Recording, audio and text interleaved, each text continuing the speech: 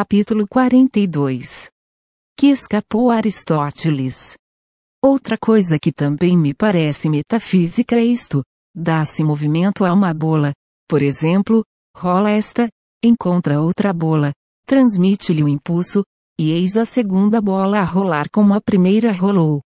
Suponhamos que a primeira bola se chama Marcela, é uma simples suposição, a segunda, Brás Cubas, a terceira, Virgília. Temos que Marcela, recebendo um piparote do passado, rolou até tocar em Brás Cubas, o qual, cedendo à força impulsiva, entrou a rolar também até esbarrar em Virgília, que não tinha nada com a primeira bola, e eis aí como, pela simples transmissão de uma força, se tocam os extremos sociais, e se estabelece uma coisa que poderemos chamar solidariedade do aborrecimento humano. Como é que este capítulo escapou a Aristóteles? Capítulo 43. Marquesa, porque eu serei marquês. Positivamente, era um diabrete Virgília, um diabrete angélico, se querem, mas era. E então apareceu o Lobo Neves, um homem que não era mais esbelto que eu, nem mais elegante, nem mais lido, nem mais simpático, e todavia foi quem me arrebatou Virgília e a candidatura, dentro de poucas semanas, com um ímpeto verdadeiramente cesariano. Não precedeu nenhum despeito, não houve a menor violência de família. Dutra veio dizer-me, um dia, que esperasse outra aragem, porque a candidatura de Lobo Neves era apoiada por grandes influências. Cedi. E tal foi o começo da minha derrota. Uma semana depois, Virgília perguntou ao Lobo Neves, a sorrir, quando seria ele ministro. Pela minha vontade, já, pela dos outros, daqui a um ano. Virgília replicou, promete que algum dia me fará baronesa? Marquesa, porque eu serei marquês. Desde então fiquei perdido. Virgília comparou a aba e o pavão, e elegeu a águia, deixando o pavão com o seu espanto, o seu despeito, e 3 ou 4 beijos que lhe dera. Talvez 5 beijos, mas 10 que fossem não queria dizer coisa nenhuma. O lábio do homem não é como a pata do cavalo de Atila, que esterilizava o solo em que batia, é justamente o contrário. Capítulo 44. Cubas. Meu pai ficou atônito com o desenlace, e quer me parecer que não morreu de outra coisa. Eram tantos os castelos que engenhara, tantos e tantíssimos os sonhos, que não podia vê-los assim esboroados, sem padecer um forte abalo no organismo. A princípio não quis crê-lo. Cubas. Um galho da árvore ilustre dos Cubas. E dizia isto com tal convicção, que eu, já então informado da nossa tanoaria, esqueci um instante a volúvel dama, para só contemplar aquele fenômeno, não raro, mas curioso, uma imaginação graduada em consciência. Cubas. Repetia-me ele na seguinte manhã, ao almoço. Não foi alegre o almoço, eu próprio estava a cair de sono. Tinha velado uma parte da noite. De amor? Era impossível. Não se ama 2 vezes a mesma mulher, e eu, que tinha de amar aquela, tempos depois, não lhe estava agora preso por nenhum outro vínculo, além de uma fantasia passageira, alguma obediência e muita fatuidade.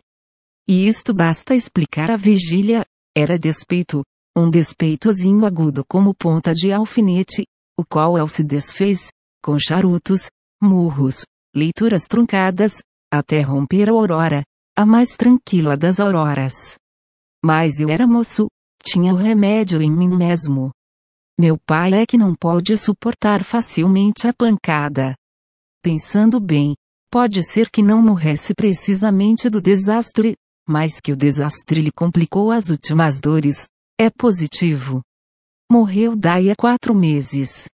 Acabrunhado, triste, com uma preocupação intensa e contínua, a semelhança de remorso, um desencanto mortal que lhe substituiu os reumatismos e tosses.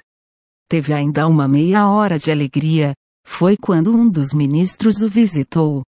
Vi-lhe, lembra-me bem, vi-lhe o grato sorriso de outro tempo, e nos olhos uma concentração de luz, que era por assim dizer, o último lampejo da alma expirante.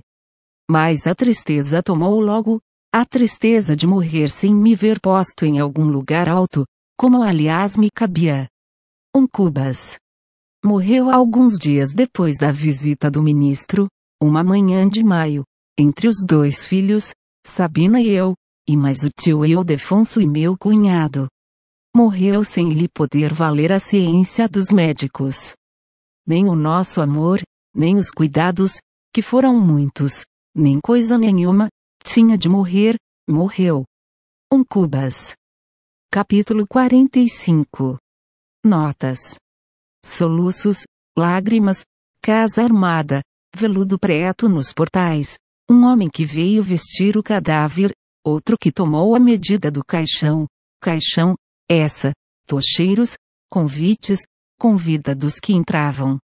Lentamente, a passo surdo, e apertavam a mão à família, alguns tristes, todos sérios e calados, padre sacristão, rezas, aspersões da água benta, o fechar do caixão a prego e martelo, 6 pessoas que o tomam da essa, e o levantam, e o descem a custo pela escada, não obstante os gritos, soluços e novas lágrimas da família, e vão até o coche fúnebre, e o colocam em cima e traspassam e apertam as correias, o rodar do coche, o rodar dos carros, um a um.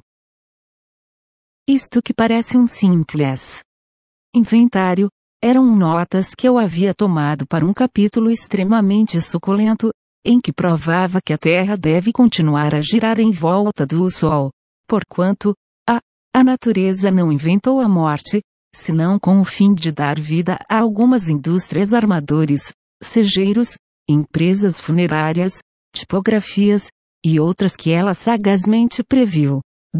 Mortas essas indústrias, pela ausência da morte humana, não é improvável que viessem a morrer os respectivos industriais, o que dava na mesma.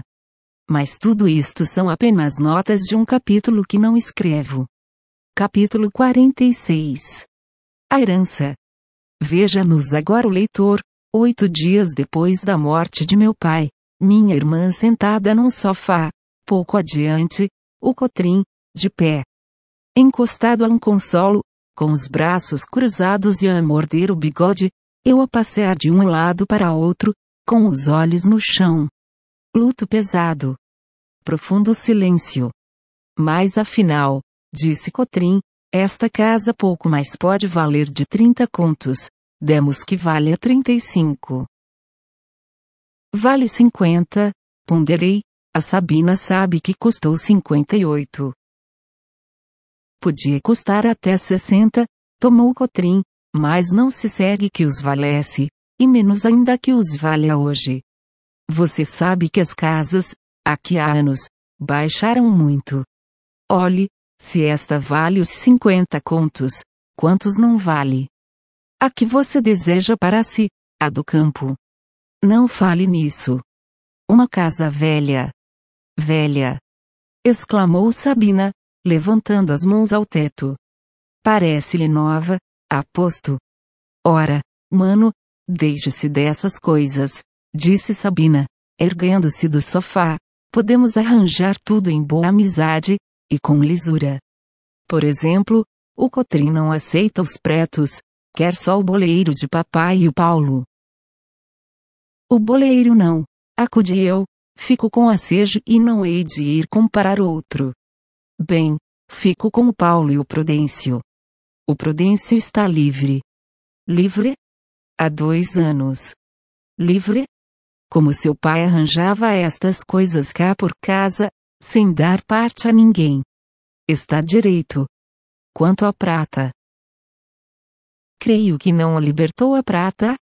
Tínhamos falado na prata, a velha prataria do tempo de Dom José e, a porção mais grave da herança, já pelo lavor, já pela vetustez, já pela origem da propriedade, dizia meu pai que o conde da Cunha, quando vice-rei do Brasil, a dera de presente ao meu bisavô Luiz Cubas.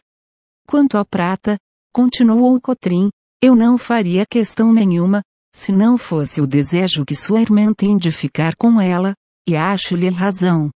Sabina é casada, e precisa de uma copa digna, apresentável. Você solteiro, não recebe, não. Mas posso casar. Para quê? Interrompeu Sabina. Era tão sublime esta pergunta, que por alguns instantes me fez esquecer os interesses. Sorri, peguei na mão de Sabina, bati-lhe levemente na palma, tudo isso com tão boa sombra, que o Cotrim interpretou o gesto como de aquiescência, e agradeceu-mo. Que é lá? Redargui, não cedi coisa nenhuma, nem cedo. Nem cede? Abanei a cabeça. Deixa, Cotrim, disse minha irmã ao marido, vê se ele quer ficar também com a nossa roupa do corpo, é só o que falta. Não falta mais nada. Quer seja, quer o boleiro, quer a prata, quer tudo. Olhe, é muito mais sumário citar-nos a juízo e provar com testemunhas que Sabina não é sua irmã, que eu não sou seu cunhado, e que Deus não é Deus. Faça isto, e não perde nada, nem uma colherinha. Ora, meu amigo, outro ofício. Estava tão agastado, e eu não menos, que entendia oferecer um meio de conciliação, dividir a prata. Riu-se e perguntou-me a quem caberia o bule e a quem o açucareiro, e depois desta pergunta, declarou que teríamos tempo de liquidar a pretensão, quando menos em juízo.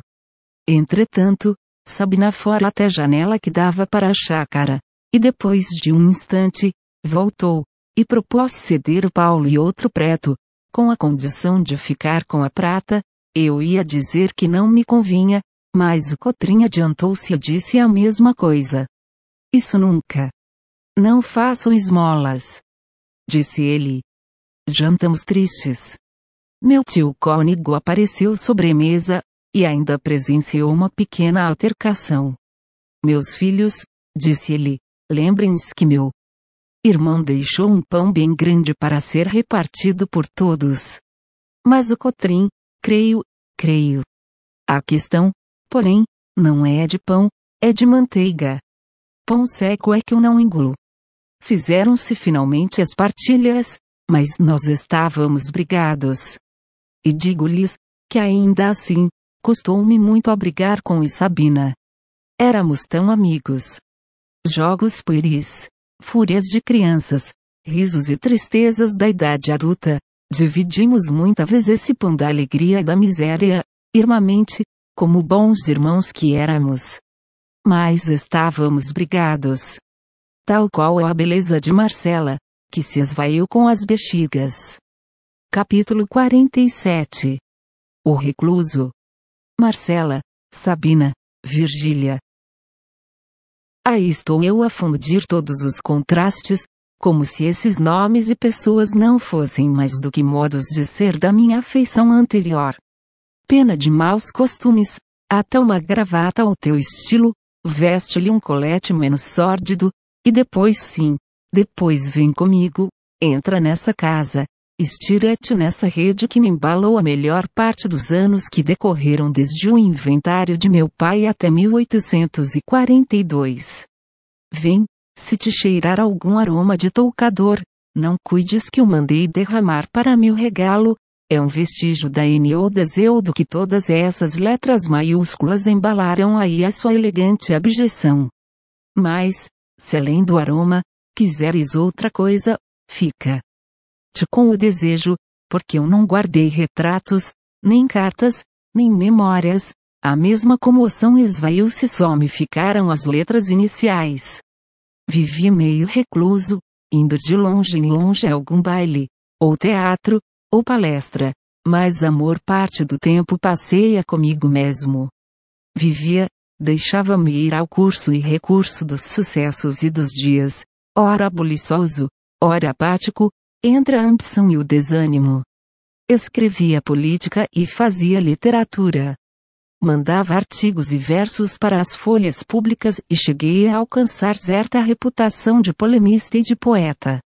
Quando me lembrava do Lobo Neves, que era já deputado, e de Virgília, futura marquesa, perguntava a mim mesmo por que não seria melhor deputado e melhor marquês do que o Lobo Neves, eu, que valia mais, muito mais do que ele, e dizia isto a olhar para a ponta do nariz. Capítulo 48. Um primo de Virgília. Sabe quem chegou ontem de São Paulo? Perguntou-me uma noite o Luiz Dutra. O Luiz Dutra era um primo de Virgília, que também privava com as musas. Os versos dela agradavam e valiam mais do que os meus, mas ele tinha necessidade da sanção de alguns, que lhe confirmasse o aplauso dos outros. Como fosse acanhado, não interrogava ninguém, mas deleitava-se com ouvir alguma palavra de apreço, então criava novas forças e arremetia juvenilmente ao trabalho. Pobre Luiz Dutra! Apenas publicava alguma coisa, corria à minha casa, e entrava a girar em volta de mim, espreita de um juízo, de uma palavra, de um gesto, que lhe aprovasse a recente produção, e eu falava. Li de 1000 coisas diferentes, do último baile do Catete, da discussão das câmaras, de berlindas e cavalos, de tudo, menos dos seus versos ou prosas.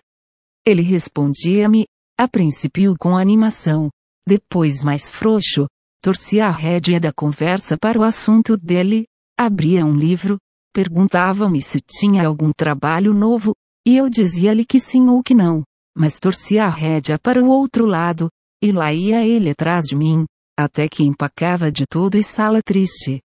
Minha intenção era fazê-lo duvidar de si mesmo, desanimá-lo, eliminá-lo. E tudo isto a olhar para a ponta do nariz.